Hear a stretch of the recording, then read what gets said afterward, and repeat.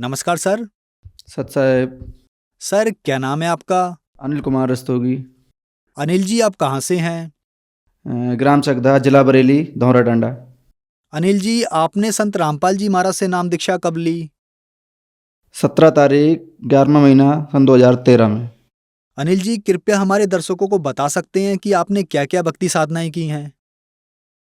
Sir जी, समाज में प्रचलित जो भी सारी साधना है वो लगभग, जैसे कि पूर्णागिरि जाना और जागरण देखना, ये सब मतलब कुल मिला के सभी करते थे।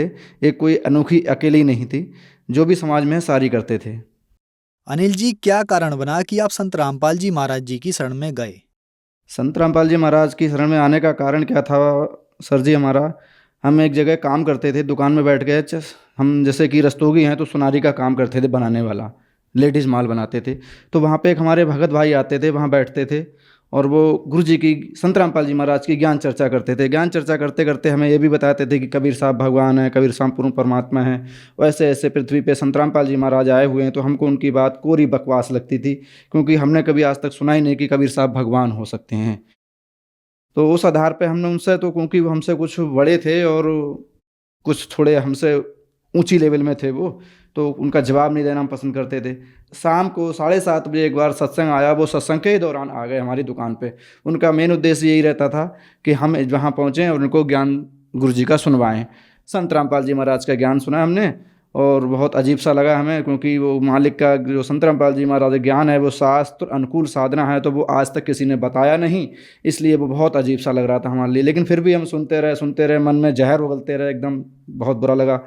लेकिन सर जी, वो 4 महीने हमने संत रामपाल जी महाराज का सत्संग सुना और सुनते सुनते हमको 4 महीने हो गए। 4 महीने के बाद हमको संत रामपाल जी महाराज के आश्रम में, जिला हिसार हरियाणा में जो आश्रम है बरवाला, जो सतलोक आश्रम आश्रम है हमारे संत रामपाल जी महाराज का, वहाँ हमने नाम दीक्षा लिया गुरु जी से। सर संत रामपाल जी महाराज से नाम दीक्षा लेने के बाद आपको क्या क्या फायदे हुए? सर जी, लाभ तो संत रामपाल जी महाराज की शरण में आने से हमको बहुत कुछ मिले। अब हम दो एक ही लाभ आपको बता पाएंगे। जैसे कि हम 8-10 साल से परेशान थे, इतने परेशान थे उस बेल्टिंग के कारण। जो हमारी एक गांठ बनी थी पेट में, वो एक तरह से हम क्या कह सकते हैं, जांच तो नहीं कराई लेकिन हम कि वो कैंसर जैसी गांठ हो सकती है हमारी, क्योंकि हमारे घर में परिवार में कई लोगों को कैंसर हो चुका था। तो वो अब वो 8-10 दिन के बाद, जो 10 साल पुरानी जो हमारी गांठ थी, वो 8-10 दिन में ही वो गांठ हमारी गुरु जी संत रामपाल जी महाराज ने ऐसी दया करी, वो बिल्कुल ठीक हो गई और हमको पता भी नहीं चला। फिर हमारे के लिए भक्ति की एकदम मतलब ललक जो है बहुत तेज़ी से जाग गई। वो हम करते रहने के बाद में हम अपने फैमिली में भी समझाते रहे और बहुत सारे हमको लाभ हुए।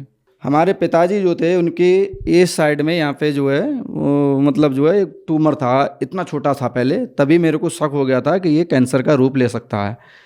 तो मैं पापा को अपने समझाता रहता था कि पापा ऐसे करके ये गुरुजी का ज्ञान है, आप समझो। लेकिन मैं समझाता रहा, वो नहीं समझ पाया। मैं समझाता रहा, ऐसे करके काफ़ी दिन चलेगा। वो इतना बड़ा हो गया था। लास्ट स्टेज में पापा हमारे रोते थे, बहुत रोते थे, और लेकिन हम कुछ नहीं कर पाते थे। हमारी भी ऐसी कि अगर आप संत रामपाल जी महाराज से नाम दीक्षा लो लोगे तो हमारी भी दुख परेशानी दूर हो जाएगी, क्योंकि हमारे पास इतना पैसा नहीं है जो हम आपको कहीं दिखा सकें। तो होते करते क्या हुआ, एक दिन रात में उनका हमारे पास फ़ोन आया पिताजी का कि बेटा चलो ठीक है, हम नाम दीक्षा ले लेंगे। हम सुबह को आए और उनको, अपने पिताजी को हल्द्वानी सेंटर पे मतलब जो है संत रामपाल जी महाराज से नाम दीक्षा दिलाई। नाम दीक्षा दिलाने के बाद में उनको फिर गुरुजी भी कहते हैं कि ट्रीटमेंट भी कराया। ट्रीटमेंट कराने के बाद में जो कीमोथेरेपी होती है वो कराई, 7 कीमोथेरेपी में, जिसकी 60 साल की उम्र लगभग। और ब्लड में जो है उनको चढ़ना था, डॉक्टर ने बोला था कि ब्लड चढ़ाएगा, लेकिन उनको एक बूंद भी ब्लड नहीं चढ़ा। और जबकि शुगर भी उनको कम से कम 550-600 रहता था। 60 साल की उम्र, 550-600 शुगर रहती थी, और कीमो की थेरेपी होना थी, रेडियोथेरेपी होना थी। तो ब्लड का तो समझ लो कि पहाड़ ही टूटना था हम पे। कम से कम 8-10 बोतल तो ज़्यादा ही लग जानी थी। वो मालिक की दया से, संत रामपाल जी महाराज की दया से, एक भी बूंद का ब्लड नहीं मांगा डॉक्टर ने, कहने के बाद भी नहीं मांगा फिर। और मालिक की दया खूब हुई हम पे। फिर क्या हुआ सर जी, हमारे पापा एक बार डॉक्टर के, जैसे हर तीसरे महीने जाते थे चेकअप कराने के लिए, तो वो एक कंप्लेंट कर रहे थे डॉक्टर से कि डॉक्टर साहब हमारे को मिर्च बहुत लगती है।